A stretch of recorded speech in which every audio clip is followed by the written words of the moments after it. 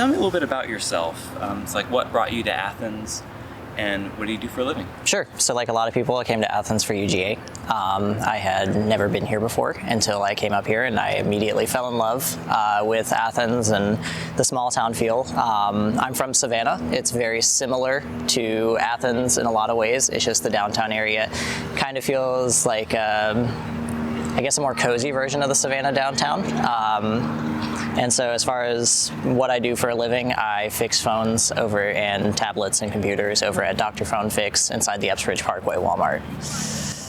So why do you want to be a commissioner, and why do you feel that you'll do a better job representing District 10 than your opponent? Sure. So as I said, I fell in love with Athens. I started getting involved with some of these community groups like Athens Anti-Discrimination Movement, going to the forums that are all around because they were something that was really interesting to me. And as I went around listening to what people wanted this county to be, what the changes they wanted to see, it became clear that there was a consensus on a lot of these issues, a consensus on affordable housing in the community, a consensus on bringing high-wage jobs to Athens, things like that, but it seemed like the commission would often talk about them, but not move forward on it. Now with the newer commission elected in 2017, was it 2017 or 2018? They were elected in 2018. And 2018, right, okay. This year. So they're moving forward more on some of these issues, but still it's one of the things that we often see as campaign promises, and then when it gets away from an election year, I'm seeing that a lot of the times that people just keep talking about the issues and the commission's not really moving forward on a lot of them, even though there's a lot of agreement and a place to move forward on them. And so as commissioner, if I was elected commissioner, I would love to be able to kind of be that driving force to focus on the issues that I'm hearing in the community, in the district, outside of the district, and also make sure that the policies that are being pursued are benefiting all of Athens. They're not mainly focused on one area. They're not focused inside the loop. They're not just focused on the downtown area. They're focused on expanding opportunities outside of that as well. And so I think that's something that that's something I want to do as a commissioner, and it's part of why I want to be a commissioner. And I don't want to make it a negative race. So as far as doing a better job, I just think that this election is going to be a referendum on who's working in the community, who is known, what's been going on over the past 3 terms of the commissioner in District 10. So do you think that's true that they just focus on inside the loop? And they kind Not of always. ignore the outer. I think they're doing better now. But I know that was a big issue during the mayoral campaign. That was something that Harry Sims talked about. That was something that Curly Gertz talked about.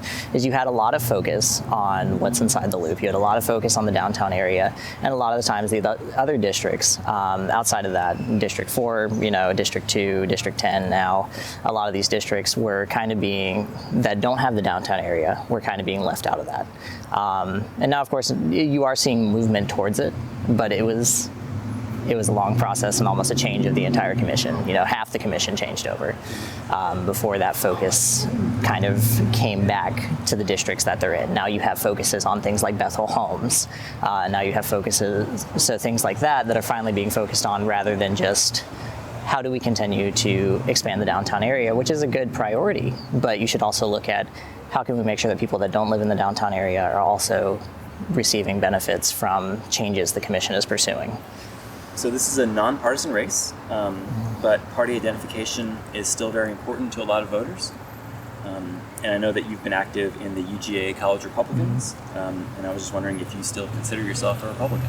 So I'm glad this is a nonpartisan race because I'm not having to toe a party line. I'm not having to choose one or the other. There are ideas from both. There are ideas from people who aren't affiliated with either party. I've been endorsed by the Libertarian Party of Georgia because a lot of my ideas are aligned with them. Ideologically, I do consider myself a libertarian, and I tend to vote for who I think would be best to represent a seat, whether that be from the lowest level of county government to the governorship. And so I think it's one of those things that, like I said, I'm glad it's a nonpartisan race because I don't have to choose a party line and stick with the issues that they would subscribe to. People have to get to know what I'm running on, why I'm running. And my platform, I hope, would have broad appeal to the people in the district, which is what it should be focused on. So you said you've been endorsed by the Libertarian Party? Yes. So, I mean, do you consider yourself so you're an independent, is what you're saying here? So, essentially, yeah. But as far as when it comes to the issues, and especially local issues, I do consider myself very libertarian leaning, at least, when it came to issues such as reforming cash bail, when it comes to issues of harm reduction ordinances, when it comes to issues of looking at these affordable housing regulations. These are all things that I agree with on the Libertarian Party. My platform, of course, the Libertarians came to a consensus on it and did vote to endorse me. So obviously we have a lot of common ground there. So let's drill down and focus on some of your policy ideas. Okay. So affordable housing is a big issue for your campaign, like you've been saying. So I was just wondering how specifically that you'll address the lack of affordable housing in Athens as commissioner. Sure. So I think the biggest thing right now that I'm looking at is zoning regulations and housing regulations. This is something I really want to work with the zoning commissions, the planning commissions, and of course other commissioners to address. The biggest problem I have right now with our housing situation, we are in an affordable housing crisis. Athens has high rents, the rents continue to rise, and people are unable to afford a lot of these houses and stay in them. One of the biggest problems right now is the regulation that mandates that no house can be built below 1,000 square feet unless it is built on a multifamily lot, in which case the minimum drops down to 700 square feet. And Habitats for Humanity is currently doing the Tiny Homes Project, which has 700 square feet houses that they're able to rent out at an affordable price. But they had to get a multifamily lot to do that. It shouldn't be that difficult. That is something I want to target. Obviously, there should be regulations in place to make sure that housing is being built for quality, that housing is being built to safety. But in a county that has nearly a third of its residents in poverty, you shouldn't have to have 1,000+ square foot houses being built, especially when the bigger the house, the more it's going to sell for. You should be able to build these 800 square feet houses, these 700 square feet houses, and if that's what people want, that's what they can get, and if they can afford it, absolutely, they should be able to buy into that. Oh, go ahead. I just have a quick Sure. follow-up on that. So I think, I completely agree that I don't agree with these limitations. Mm-hmm. The reason why they did that, from what I understand, is that they were trying to sort of get rid of the trailer homes. Right. If getting rid of those restrictions, if that would mean that there's more trailer parks in Athens, is that something that you think people in District 10 would support? See, I don't think it would have to go to that. I think it could be more along the lines of encouraging things like cottage courts, encouraging more affordable housing. That's not necessarily trailer parks in the area, but looking at how can we build quality, affordable housing that is built small. They don't have to, rather than building cookie cutter, suburban places with 1,200 square feet houses that most people, a sizable amount of people in Athens can't afford. How can we build areas that have smaller houses that are quality that people can afford? This is something, that Minneapolis had a problem with affordable housing as well, and it's a really interesting sort of thing that they did. What their council did was they focused on single-family housing and zoning, and they changed that, and they worked out with all these different members of the community. They worked in redlining, they worked to change the restrictions that were put in place. And when they did, they went from a housing crisis to a housing boom.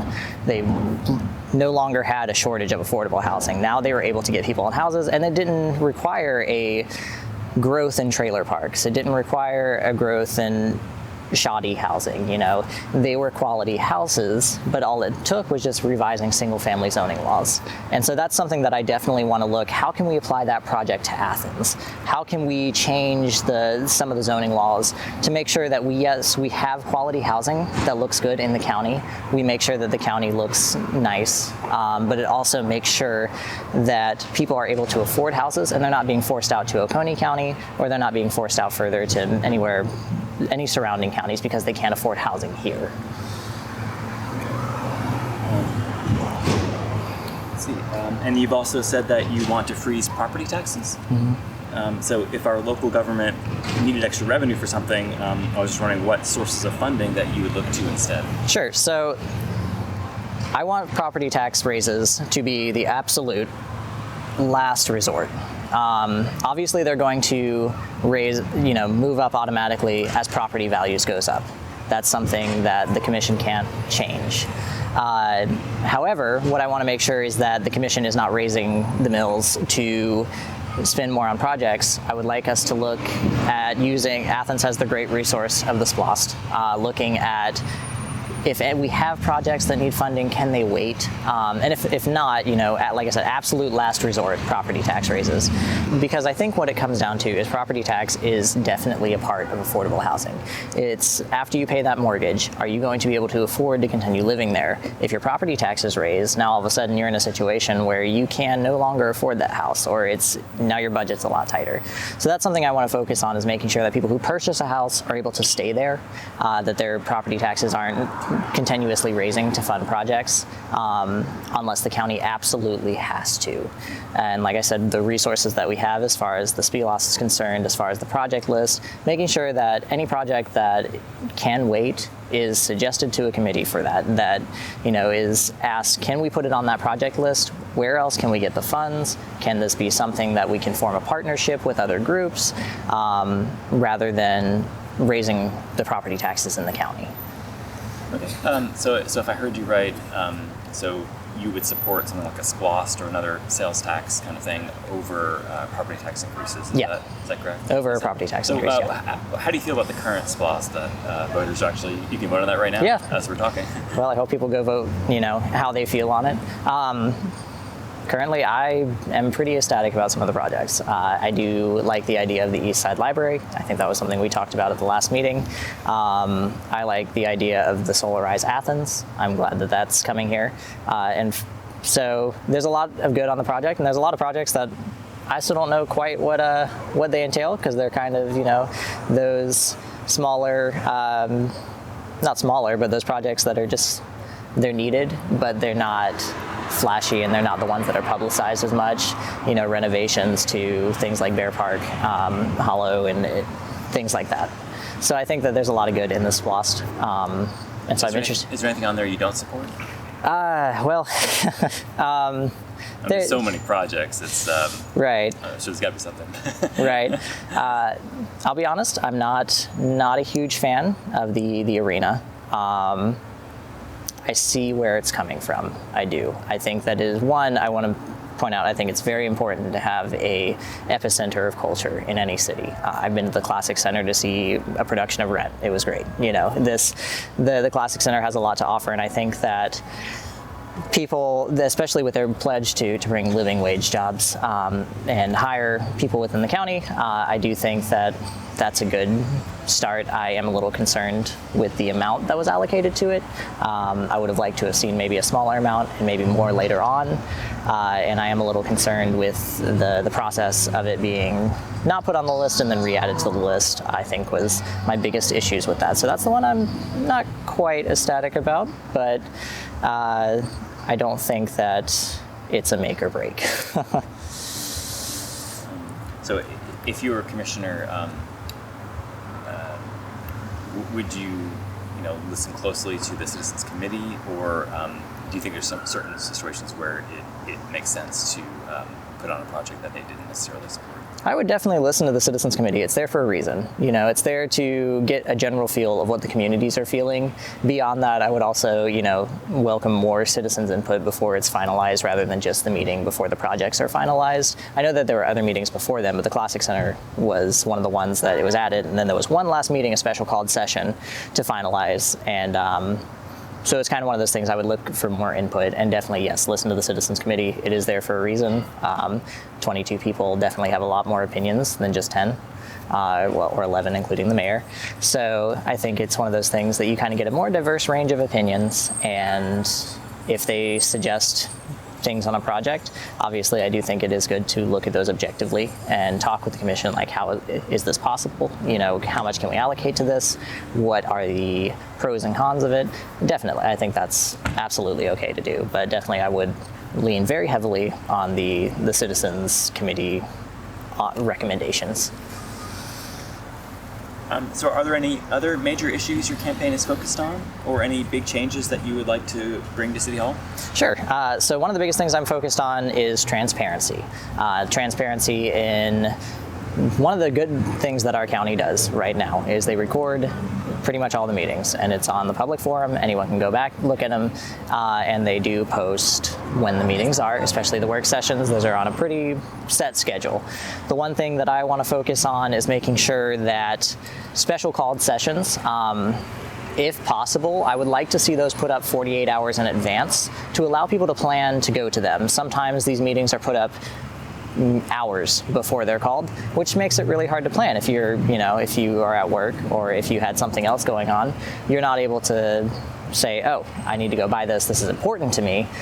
So that would be something I'd like to see 48 hours in advance, give people 2 days notice. Hey, this is what's being called. This is why the special session is being called. You have the chance to put input on that.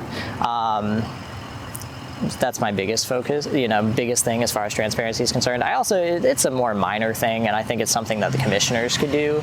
But kind of one of the things that really helps with events is making the Facebook events forum for people who use them, because anytime you mark interested or going, other people see that, so it kind of broadens your base. Right now, you aren't seeing the commission meetings on Facebook unless you follow one of the commissioners or you follow the main county page.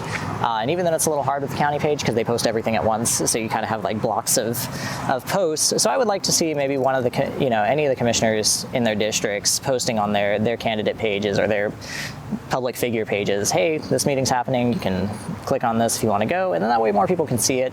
Just kind of utilizing social media in a more savvy way.